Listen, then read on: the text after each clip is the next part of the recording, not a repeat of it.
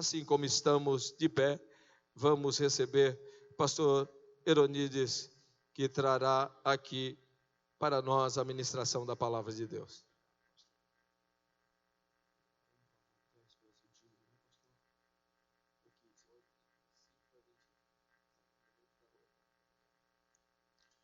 A paz do Senhor, meus amados. Podeis tomar assento, por gentileza. Meus irmãos, prazer muito grande retornar a esta casa de oração.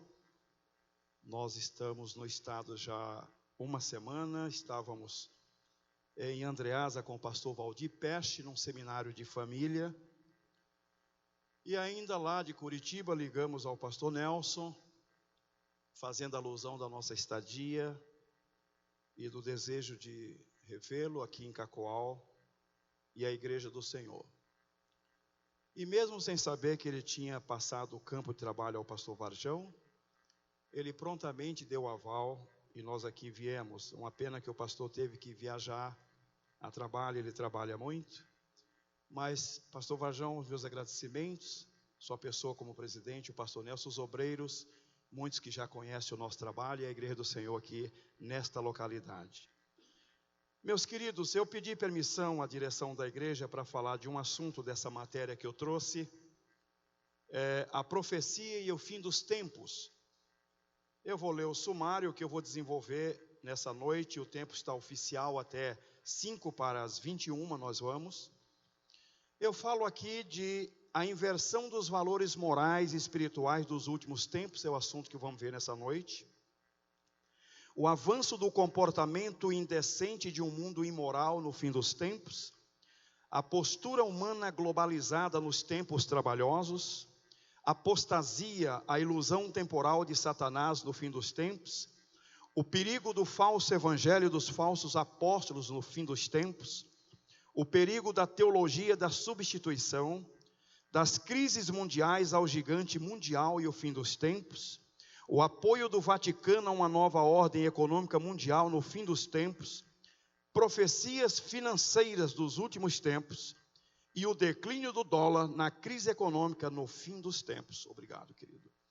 Iremos falar sobre esse capítulo, a inversão dos valores morais e espirituais dos últimos dias.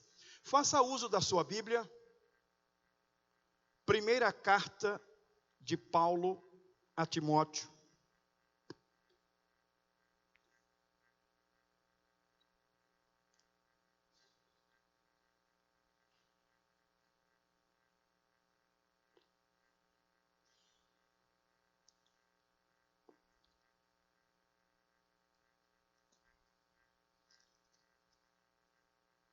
Capítulo 4.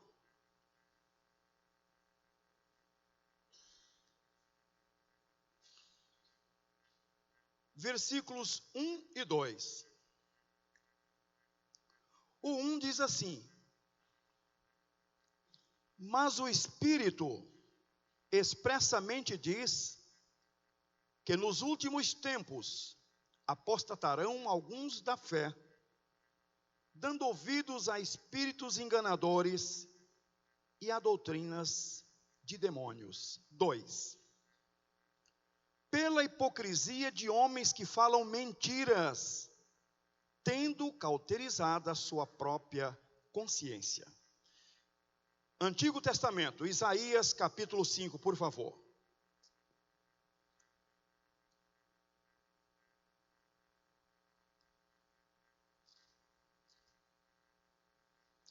Isaías capítulo 5.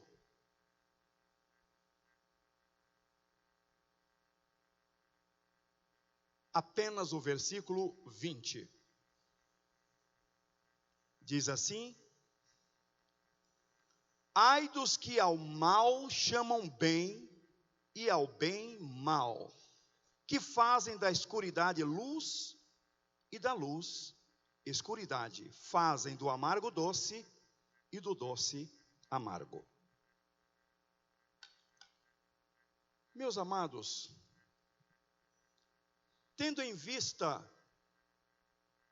o desgaste no contexto moral em que vivemos, desenvolvendo uma estrutura da própria sociedade, a igreja, ainda aqui na terra, ela ainda está na terra, ela não pode perder de vista os preceitos divinos.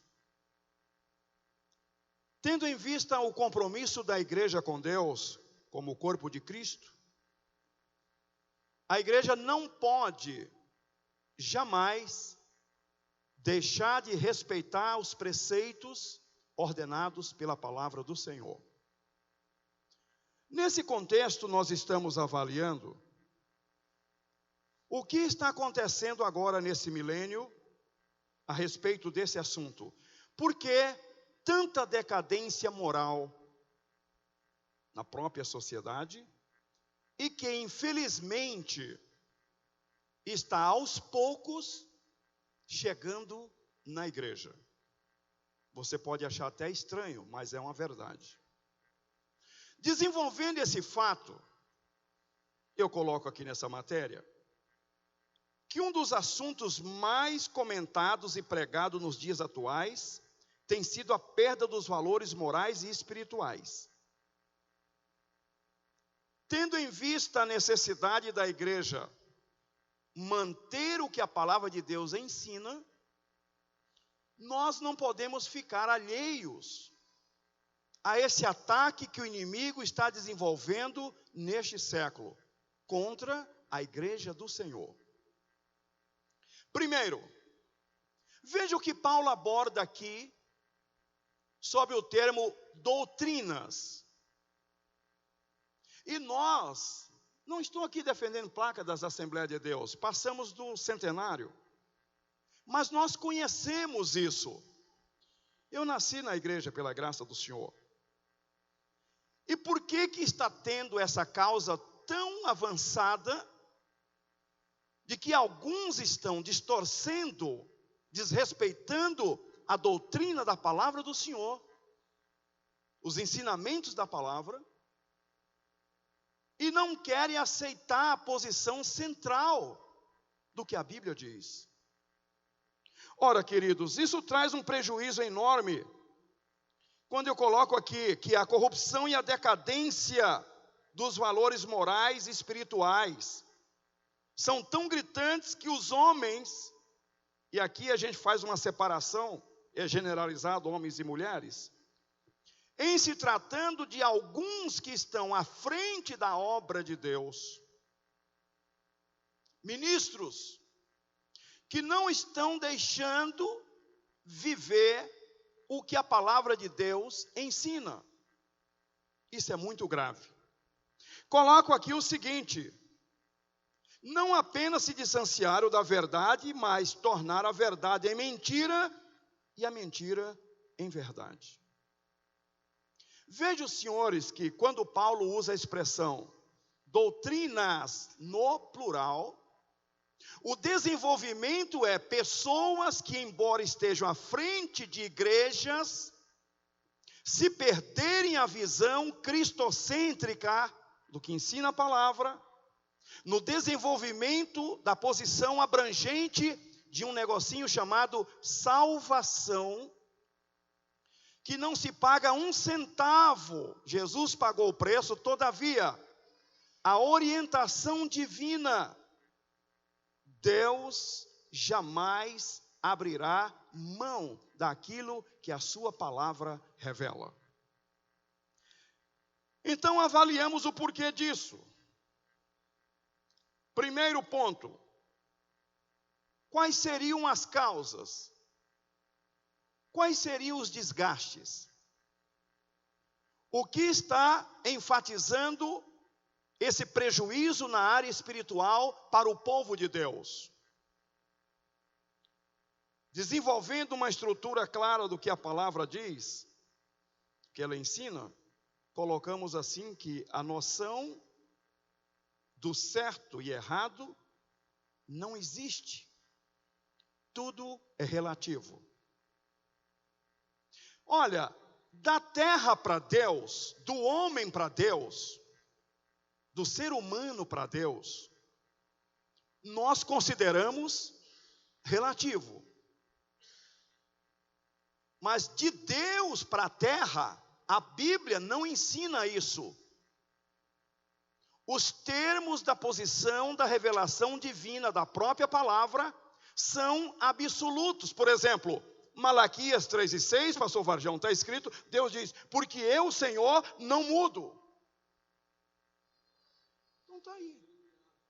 Mas então, por que tanta inovação? E está apertando uma igreja chamada Igreja Evangélica Assembleia de Deus. Louvamos a Deus pelos líderes. Eu fiquei sentido quando o pastor falou, pastor Onísio, o pastor Nelson teve que viajar, nós entendemos, de não poder ver o pastor. Mas agradecemos a Deus pelos líderes que estão comprometidos com a palavra do Senhor. E olha, queridos, eu estou viajando exatamente há 22 anos. Estou parando agora, se Deus quiser, o ano vindouro, acredito, não vou ficar omisso, ocioso, mas a nível de agenda vai dar uma queda bem grande. Temos visto muita coisa por aí afora. E deixa eu dizer para os irmãos uma coisa. Disso aqui, exemplo, aberrações litúrgicas. Pastor, por gentileza, eu estou na página 6. Aberrações litúrgicas, tomando lugar do sagrado culto ao Senhor, ouça por favor, para adaptá-la ao seu modo de crer, aos seus conceitos pessoais. Eu falei recentemente em São Paulo, numa escola bíblica, não no Belém, na sede, lá num bairro grande lá, no Itaim. Quando eu disse uma expressão lá, que Deus, dependendo do assunto e do propósito, fala com o seu povo, teve uma pessoa que assustou, o obreiro, disse, pastor, no século 21, Deus falando ainda com o povo. Depois que eu desci do púlpito, que terminou minha parte, eu procurei quantos anos aquele obreiro estava servindo a Deus. Chegamos a esse ponto, meus irmãos. Nós não podemos esquecer uma coisa. Deus olha da sua santa morada, está escrito, para aqueles que estão comprometidos com Ele aqui na terra. O desenvolvimento da posição da doutrina bíblica, que está sendo subestimada em vários lugares. E alguns lugares chegam até a dizer, olha, estamos no século 21. Eu coloco uma interrogação na frente. Deus é o mesmo. A palavra é a mesma. E nós não temos nenhuma outra alternativa, a não ser seguir a orientação do que a palavra ensina. Está aqui, 2 Timóteo 2,18, 3, 7, 8. O mundo está dentro das igrejas através das suas músicas, entre aspas, está aqui negritado em maiúsculo, sem a unção divina, doutrinas distorcidas, lazeres. Diante desse quadro, não vemos diferença entre a igreja e o mundo. Martinho Lutero diz que na igreja, quem deve determinar o que deve ser ensinado das escrituras, não é a igreja, mas a igreja deve receber aquilo que Deus ordena para que possamos ensinar. Essa condição está voltando à visão humanista, que infelizmente está tendo espaço na igreja. Avalie a posição da visão humanista, aonde a prerrogativa é que tudo está centrado numa posição chamada homem. O homem é mortal, o homem é limitado, e o mais grave, o homem é pecador. Esse fato não pode ser esquecido. E eu tenho aqui as causas. Vamos ver algumas delas? Primeiro, ascensão do relativismo moral. Eu disse relativismo moral. Teoria filosófica que se baseia na relatividade do conhecimento repudia qualquer verdade de valor absoluto. É o que estamos vendo. Parte do pressuposto de que todo ponto de vista é válido. E quando apresentamos o texto da Escritura, alguém diz que somos radicais, pastor Viana. Pastor Varjão, já ouvimos isso. Extremistas. Sim, mas Jesus coloca um entendimento, não dessa teologia do micro-ondas que está aí. Mesmo que fique lá dentro do quadro, e mesmo com o nome no hall de membros, não esqueça que está escrito aqui que Deus conhece os seus. Está escrito. Não desenvolve um fator na matéria chamada soteriologia, que é a doutrina da salvação, porque Deus não é seletivo. Ai de nós se houvesse vestibular para entrar no céu. Mas desenvolvendo a posição do que Deus pede, Deus falou na antiga aliança e continua falando na nova. A santidade de Deus ninguém pode contestar. Porque do que temos aprendido até hoje é que Deus é santo. Ora, se Deus é, e de fato Ele é, eu como crente, não preciso ser pastor, eu tenho que avaliar como está a minha vida diante do próprio Deus. Por que, pregador? Não estou entendendo. Você vai entender. Paulo diz assim, porque cada um de nós, não é a família, o pai do filho, o filho para o pai, a mãe e a mulher, não. Não tem digitais iguais ao redor do globo. Deus é tão sábio que não tem. A minha não é da minha mulher e nem a dela é a minha. Cada um de nós iremos dar contas de nós mesmos diante de Deus. Ora, queridos, Tiago diz assim, que quem alguém conhece a verdade relacionado fazer o bem não faz, comete pecado.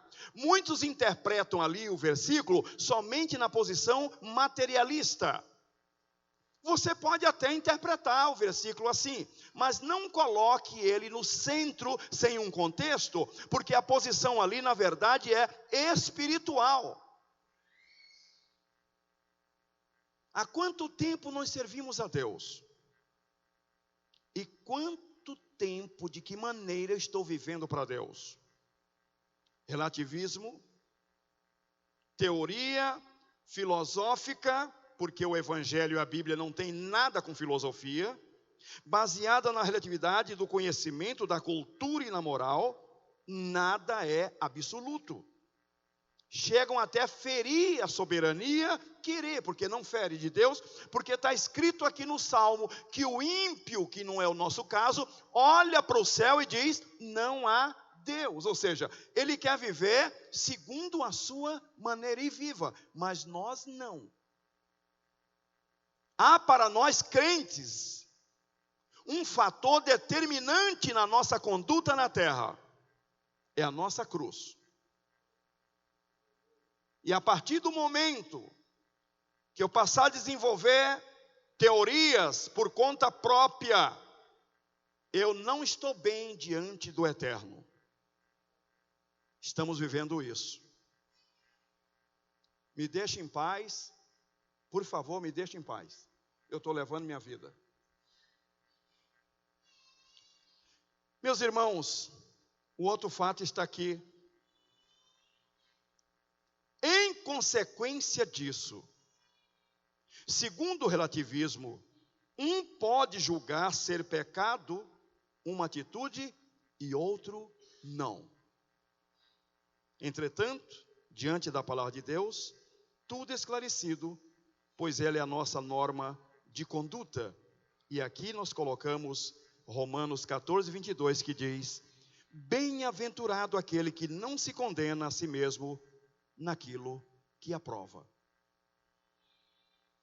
Se eu estou vivendo segundo os preceitos que Deus me ensina e de que eu preciso mantê-los, para que não haja ferida na minha comunhão, e só descobrimos isso, você pode gravar o que eu vou falar agora, só é descoberto isso no momento, pastor Varjão, quando dobramos os nossos joelhos para orar a Deus.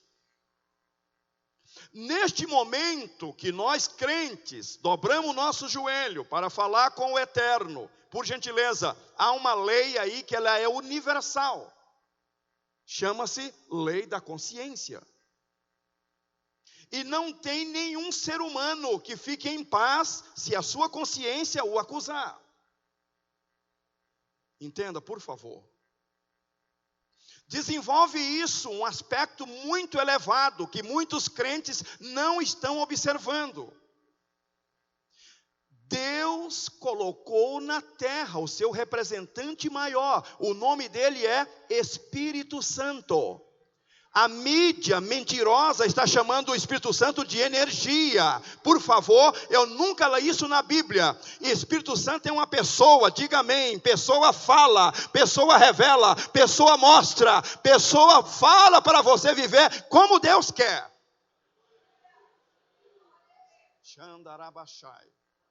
Mas desenvolve isso.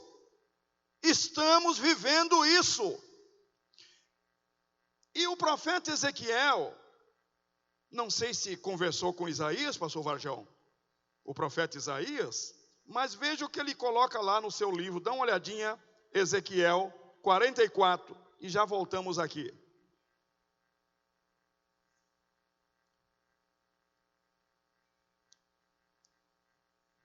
Apenas o versículo 23. Ezequiel diz assim, 44, 23. Não está aí aos gentios, não está aí aos ímpios, está aí. E a meu povo ensinarão a distinguir. Me ajude com o resto, por gentileza. Farão discernir. Então está aí. Isso é regra. O condicional de Deus é: você está bem? Deus pode perguntar a alguém em pleno século 21, que esteja entrando e saindo na igreja de janeiro a janeiro. Ouça por favor, o tempo passa muito rápido. De janeiro a janeiro e chega o final de mais um ano. E não consegue ter uma mínima experiência com o Deus Todo-Poderoso. Pastor, o que é isso? Acontece. O fato do desenvolvimento daquilo que Deus ordena não é uma fantasia. Senão não estaria registrado que Jesus Cristo é o mesmo ontem, hoje, eternamente. Vivemos em função de quem? De Jesus. E o próprio Jesus colocou também uma ordem. Pegue por gentileza a sua Bíblia, João 12, 26, acompanhe por gentileza esse contexto. Pegue aí a sua Bíblia. Veja os passos que Deus ordena. Apenas o verso 26 de João 12. Veja o que Jesus passa para que você compreenda a maneira daqueles que o servem. Ele diz, veja que é o condicional. Eu uso esse termo aqui até na minha casa. Olha, se alguém me serve, o que diz sua Bíblia? E onde eu estiver, ali também estará o meu servo. Detalhe na parte B. E se alguém me servir, me ajude. É um condicional, pastor Varjão. Eu não posso viver evangelho de fantasia à minha maneira. Eu tenho que viver segundo o que a Bíblia ensina. Esse fato alcança a doutrina prioritária deste milênio. Doutrina de demônio. É um antagonismo você avaliar a posição do que está aqui e ver o sistema que o mundo traz, o sistema do mundo. O mundo é um sistema e ele está encurralando muita gente. Isso não é bom. Desenvolve-se esse fato aqui. E eu coloquei que crescente mundanismo. O sagrado e o religioso curvando-se ante o profano e o secular. Lembra que eu falei da visão humanista? E que querem trazer para dentro da igreja? A igreja sendo contaminada com práticas condenadas pela palavra de Deus. Não é possível que alguém vai argumentar que diante de uma profecia, e que a Bíblia dá direito de nós julgarmos, Deus é tão certo, tão justo, que até isso Ele faz. Dá o direito de você julgar. E alguém voltar de uma forma, me perdoe a expressão, de uma forma tão hipócrita, e falar, mas será que foi comigo que Deus falou? Se eu, como cristão, como crente em comunhão, não tenho condições mais de interpretar e entender se Deus está falando comigo ou não, então alguma coisa não está bem. Isso, irmãos, é um exemplo. E aqui nós continuamos. Não se faz distinção entre o que é santo e o que é profano. Vivemos numa época de sacralização do profano e a profanação do sagrado. Nunca antes esses elementos estiveram tão misturados como nos tempos pós-modernos. Em muitas passagens bíblicas verificamos a preocupação de Deus com a santidade de seu povo, pareada com a preocupação de sua degeneração moral e espiritual. Você pega a Bíblia, mesmo que seja num culto doméstico, ou no seu devocional, num hotel, a trabalho, não sei. Eu faço isso, longe da minha casa e lá. Se você tem condições, me perdoe, o verbo está errado. Se você tiver condições de entender que quando você se ajoelha, você está num devocional, 15 minutos, um quarto de hora. Tenha certeza absoluta que a partir da hora que você fez uma leitura bíblica, alguns usam esse até intervalo de trabalho nas empresas, durante o período do espaço, claro, que na sua atividade não pode mais. Fez a sua leitura, outros recitam um versículo de cor. E aqueles que têm um tempo disponível, 15 minutinhos, 5, 8 minutos, para orar. Entenda que só de você dobrar os seus joelhos, Deus já está te honrando. Xandarabachai. Está escrito, meus irmãos, assim, humilhai-vos diante da potente mão de Deus, para que Ele a seu tempo, por favor, esse tempo aí não é da terra, esse tempo é de cima, para que Ele a seu tempo vos exalte. Você conhece o Cronos, nós estamos preocupados com a hora, mas o Kairos, o tempo de Deus para o bem da tua vida, está nas mãos dEle, diga amém. É Deus que conhece a tua alma, é Deus que conhece o teu coração, Deus segue os teus passos.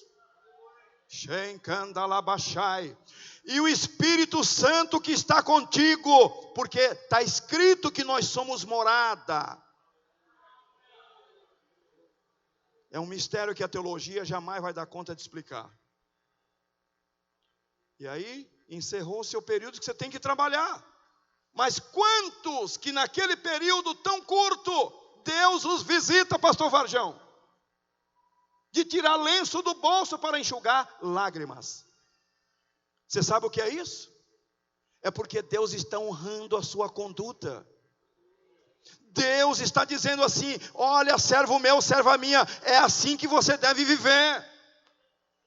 Porque, meus irmãos, quando Paulo diz em Efésios 4:30, e não entristeçais o Espírito Santo do Senhor, no qual estáis selado para o dia da redenção, é muito profundo. E eu pergunto, como que ainda neste século, alguns conseguem entristecer o Espírito Santo? Aí vem Paulo em Romanos 8:26, e usa uma expressão muito elevada: gemidos inexprimíveis. De quem? Do próprio Espírito Santo. Este fato de que a igreja não pode ficar voltada 100% aos princípios e regras de Deus, ela tem que cair por terra, pastor.